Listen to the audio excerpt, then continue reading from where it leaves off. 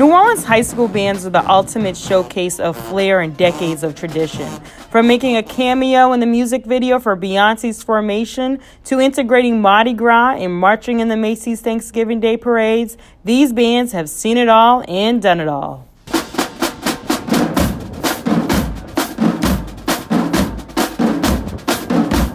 In New Orleans high schools, it's much about the game as it is the band, because in the birthplace of jazz, music goes to sports, like rice goes to gumbo. Let's go Patriots! Let's go Patriots! Being a band director here, it's been a privilege. Like, even though band down here is literally a sport. It's a certain feeling that New Orleans musicians have that the whole world wants. The good thing about New Orleans is that it's a big old musical city.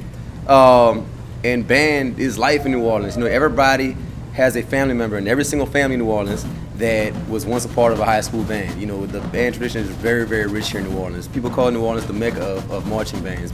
From experience, I can tell you myself, when I was growing up in high school, music helped me grow up as a young adult. So it's doing the same thing for these kids. This is an escape for them. It helps them express themselves in a way that they normally couldn't in a normal classroom setting. So people go to the football games a lot more to see the bands than the actual football games. The bonds that are forged by band members can last a lifetime.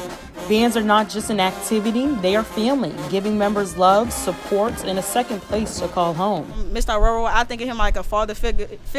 If I have any problems, I can go to him and call to him, and he always there for us, no matter what's going on. At any time, you could call his phone, he gonna be there. And also with your band members, they like your brothers and sisters.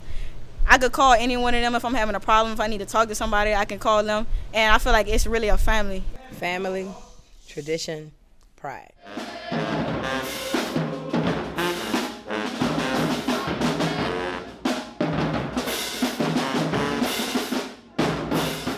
I teach my classmates' children. I teach relatives. It's family. Easton is over 100 years old. A long, vast tradition of musical excellence, athletic excellence, academic excellence. I used to sit in these same chairs years ago. I'm a graduate of Warren Easton. This is my alma mater, so I have a lot of pride in what I do here. It makes me feel happy, like I could be myself through the instrument. I could feel myself through the music, express myself through the music. Yeah, they've helped me learn a few things about myself that I really never knew. A lot of stuff I didn't want to confront, inner demons, inner potential, all that, whether it comes from the band or the school in general. So graduating, going on to college and all these different places, I have to say I'm thankful for it because, I don't know where I would be if I went to any other school. Band culture shapes the lives of African American children in New Orleans. The countless hours spent on their music gives them the discipline to succeed in anything in life.